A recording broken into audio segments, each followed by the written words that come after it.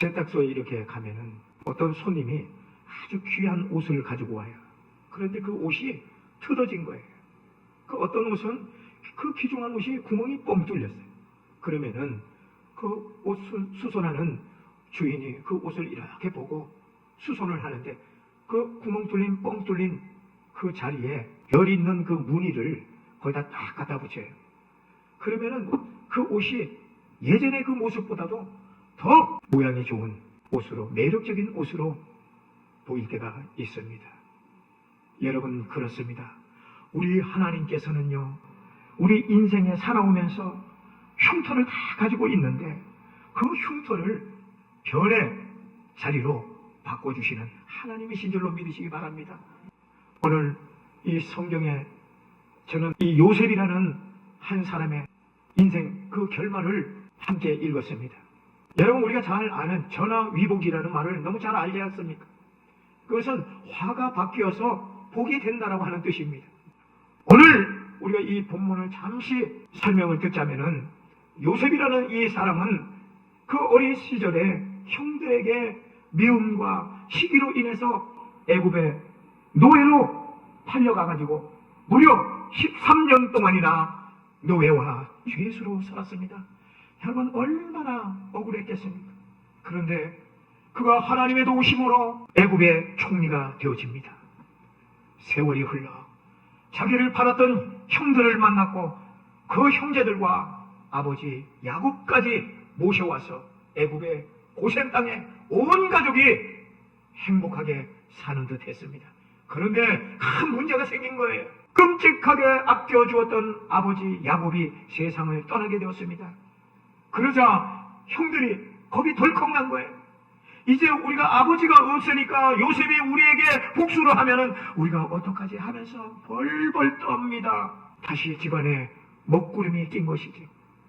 이때 요셉이 형들에게 건넨 위대한 고백이 오늘 본문입니다. 그렇다면 요셉은 지난날의 자신의 고난을 어떻게 해석을 했었을까요? 그 비밀을 우리가 함께 나누며 여러분의 아픔도 고통도 복으로 바꾸시는 시간이 되시기를 바랍니다. 첫 번째로 보면은 내 인생에는 이해할 수 없는 이 고통이 왜 반복이 되는가? 하나님, 왜 저입니까? 도대체 왜 나입니까? 여러분, 우리의 성도님 중에서 요셉처럼 도대체 내 인생은 왜 이 모양일까 싶을 때가 있을 겁니다. 열심히 신앙생활을 하고 성실하게 사는데 갑자기 건강에 적신호가 켜지고 자녀 문제가 터지고 사업이 흔들립니다. 성경에 보면은 요셉에게 던져진 구덩이는 매우 깊고 어두웠습니다. 형들의 배신이 있었습니다. 보디발의 아내의 모함이 있었습니다. 감옥에서의 그의 존재가 잊혀졌습니다.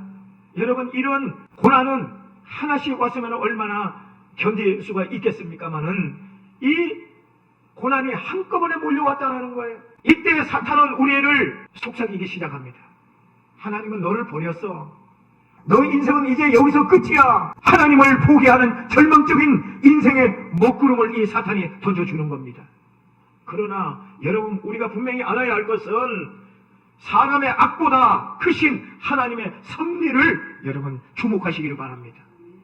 오늘 이 본문 20절 상반절에 보십시오. 당신들은 나를 해하려 하였으나 하나님은 그것을 선으로 바꾸사. 이것이 요셉의 위대한 삶의 해석이 아닌가 싶습니다. 요셉은 고난 가운데 환경을 본 것이 아니에요. 환경 너머에 계시는 하나님을 보았습니다. 형들이 나를 판 것은 분명히 악이었습니다. 그러나 하나님은 그 악을 좋은 재료로 삼아서 선이라는 요리를 만들고 계셨다는 겁니다. 여러분, 고난은 그 자체가 분명히 복은 아닙니다. 하지만은 하나님의 손에 이 고난과 악이 붙들리면은 고난은 축복의 통로가 되는 줄로 믿으시기를 바랍니다. 할렐루야! 여러분, 하나님은 실수를 하지 않으신 분을 믿으시기를 바랍니다. 우리가 어려운 일을 당하고 시험을 당하고 고통이 있을 때 우리는 그 사건을 보지 말고 그 어려움 속에서 하나님의 음성을 듣고 하나님의 해석으로 바꾸시기를 바랍니다. 내가 겪고 있는 이 고난, 이것을 여러분 사고라고 부르지 마십시오. 그것은 그 고통 안에 하나님의 계획이 있다는 사실을 믿으시기를 바랍니다. 요셉이 구덩이에 던져지지 않았다면 애굽에 갈 수가 없었고, 감옥에 가지 않았다면 애굽의 왕을 만날 수가 없었습니다. 여러분, 제가 서론적인 이야기를 했지만은 그 가난한 할머니가 빵을 훔쳐먹고 파출소에 가지 않았다면 그의 할머니의 인생이 천하유복을 맞이하지 못했을 것입니다. 여러분, 우리 인생의 구덩이는 하나님이 더 큰 무대로 옮기시는 이동의 수단일 뿐입니다. 오늘 이 시간 내 아픔을 하나님의 관점으로 다시 바라보겠다는 결단을 하시기를 바랍니다. 시편 34편 19절에 보면은 의인의 고난은 많으나 하나님께서 그 모든 고난에서 건지시는도다. 할렐루야. 로마서 8장 28절에 우리가 알거니와 하나님을 사랑하는 자 곧 그 뜻대로 부르심을 입은 자들에게는 모든 것을 협력하여 선을 이루시니라. 할렐루야. 고난의 터널을 통과하는 가장 빠른 방법은 무엇인 줄 아십니까? 고난보다 힘든 게 여러분 무엇인지 아십니까? 바로 기다림이에요. 요셉은 감옥에서 술 맡은 관원장의 꿈을 해석해 주었어요. 그래서 곧 그가 석방될 줄 알았습니다. 하지만 그 관원장은 요셉을 까맣게 잊어버리고 2년이라는 시간이 흘렀습니다. 여러분, 우리는 고난 앞에 기도를 합니다. 주님, 당장 내 문제를 해결해 주세요. 그런데 응답은 없습니다. 상황은 여전히 제 자리에 있고 우리는 절망을 합니다. 하나님이 내 기도를 안 들으시나 봐. 내 기도가 잘못되지 않았나? 그러나 하나님은 우리를 연단하여 온전한 그릇을 만드시는 줄로 믿으시기를 바랍니다. 요셉이 2년이나 더 감옥 생활을 하고 감옥에 거둔 이유가 있다라는 거예요. 요셉이 총리가 되었을 때에 교만하지 않도록, 그리고 애굽의 정치와 경제를 배울 수 있는 시간을 주신 것입니다. 이것이 바로 준비하는 시간이에요. 여러분, 우리가 사회를 한번 잘 관찰해 보십시오. 아니, 우리 주변을 한번 잘 관찰해 보십시오. 준비되지 않는 이 권력, 불행을 자초합니다. 준비되지 않는 재물, 불행해집니다. 요셉에게도 금방 석방될 수가 있었지만은 2년이라는 세월을 감옥에 가두은 것은 그가 총리가 되었을 때에, 그가 권력을 쥐었을 때에 교만하지 않고 하나님을 의지하는 배움의 시간인 줄로 믿으시기를 바랍니다. 전화 위복을 담으려면은 그만큼 큰 그릇이 여러분 필요합니다. 시련은 여러분을 무너뜨리는 것이 아니라 여러분을 단단한 점검으로 만들려는 하나님의 손길인 줄로 믿으시기를 바랍니다. 그렇기 때문에 내가 해야 할 것은 어떤 어려운 상황, 절망적인 어둠이 내게 엄습한다 할지라도 원망의 입술을 닫고 찬양 앞에 무릎을 꿇는 여러분 되시기를 바랍니다. 기다림의 시간에 우리가 해야 할 일은 불평이 아니라 하나님을 신뢰하는 것입니다. 하나님, 지금은 우리가 어둡지만은 주님이 멋진 일을, 더 멋진 일을 준비하고 계심을 믿습니다. 라고 여러분 고백하시기 바랍니다. 요셉이 감옥에서 억울했지만은, 힘들었지만은 감옥에서도 그는 성실했습니다. 여러분, 하나님께 맡겨진 일에, 작은 일에도 어려운 환경 가운데 내가 머물러 있다 할지라도 여러분 최선을 다하시기를 바랍니다. 하나님의 때를 여러분 기다리시기를 바랍니다. 그리고 저와 여러분이 인내로 온전히 이루어질 때에 하나님의 시계는 가장 정확한 순간에 움직이기 시작하는 줄로 믿습니다. 욥기서 23장 10절에 보면은 나의 가는 길을 그가 아시나니 그가 나를 단련하신 후에는 내가 정금같이 나오리라. 신약성경 야고보서 1장 3절 4절에 보면은 이는 너희 믿음의 시련이 인내를 만들어내는 줄을 너희가 알미라. 인내를 온전히 이루라. 할렐루야. 여러분, 어려운 환경 가운데 원망하지 말고 인내하시기 바랍니다. 하나님, 준비하는 시간을 주셔서 감사합니다. 이제 이 시간이 지나면은 하나님의 정확한 시간에 우리를 정금같이 나오게 할 줄로 믿습니다. 하나님의 온전한 목적이 이루어지는 우리 주찬양교회가 되고 여러분이 정말 하나님께 축복의 별이 빛나는 인생이 되어질 줄로 믿습니다. 많은 사람들은 보통 고생이 끝나면은요, 낙이 오면은 이런 고백을 하더라고요. 내 팔자가 이제는 폈다! 라고 이렇게 고백을 하더라고요. 그런데 우리 성도의 전화위복은 개인의 성공에서, 개인의 팔자에서 멈춰지면 안 됩니다. 만약 요셉이 총리가 된 후에 형들에게 복수를 하고 그가 호의호식을 했더라면은 요셉은 위대한 인물로 기록되지 않았을 것입니다.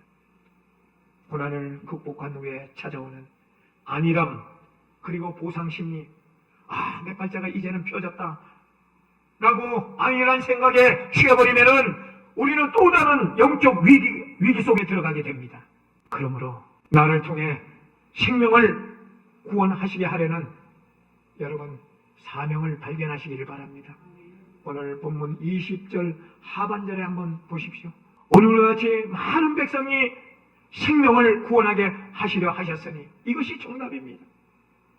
하나님께서 요셉을 그 모진 고생을 시키며 총리로 세우신 이유는 이스라엘 가족과 그리고 수많은 백성들을 살리기 위함이었다라는 거예요.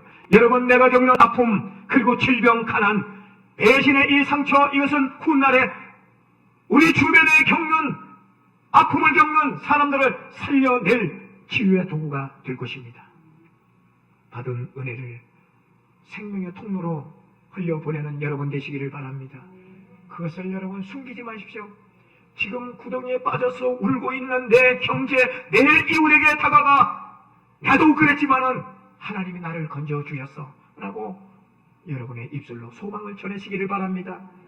여러분의 전화위복은 나 혼자 잘 먹고 잘 살기 위한 것이 아니라 죽어가는 영혼을 살리는 선교적인 축복이 되어져야 되는 것입니다. 그것이 하나님의 전문인 전화위복의 해석인 것입니다. 내 고난의 경험이 누군가에게 살 소망이 되는 기적을 경험하시는 여러분 되시기를 바랍니다. 시편 126편 5절에 보면은 눈물을 흘리며 씨를 뿌리는 자에게는 기쁨으로 단을 거두리로다. 고린도후서 1장 4절에 보면은 우리의 모든 환난 중에서 우리를 위로하사 우리로 하여금 모든 환난 중에 있는 자들을 능히 위로하게 하시는 이시로다. 결론적으로 여러분 말씀을 드리면은 전화위복의 마침표는 바로 예수 그리스도인 것입니다. 인생의 모든 저주를 축복으로 바꾸신 결정적인 여러분 사건이 무엇인지 여러분 아십니까? 바로 예수 그리스도의 십자가인 줄로 믿으시기를 바랍니다. 십자가는 인간의 고안에 낸 가장 잔인한 형벌이었습니다. 저주의 상징이었습니다. 세상 사람들은 십자가에 달린 예수를 보면서 예수는 실패했다, 예수는 이제 끝났다라고 비웃었습니다. 하지만 하나님은 그 저주의 십자가를 인류를 살리는 구원의 열쇠로 뒤집으셨습니다. 죽음이라는 가장 큰 화를 영생이라는 큰 복으로 바꾸어 주신 것입니다. 여러분, 지금 혹시 인생의 십자가를 여러분 지고 계십니까? 너무 무거워서 쓰러질 것 같습니까? 여러분 걱정하지 마세요. 우리 주님은 죽음을 이기고 부활하신 전화위복의 명수이신 것을 믿으시기 바랍니다. 십자가 뒤에는 반드시 부활의 아침이 옵니다. 오늘 본문에 요셉과 함께 하신 그 하나님이 지금 여러분과 함께 하십니다. 여러분의 눈물을 보석으로 바꾸어 주신 하나님을 신뢰하십시오. 예수 그리스도를 신뢰하는 여러분 되십시오. 모든 상황을 뒤집어서 승리하게 하실 예수 그리스도의 이름을 붙잡고 이번 한 주간도 담대하게 세상 속에서 승리하는 여러분 되시기를 주의 이름으로 축원합니다.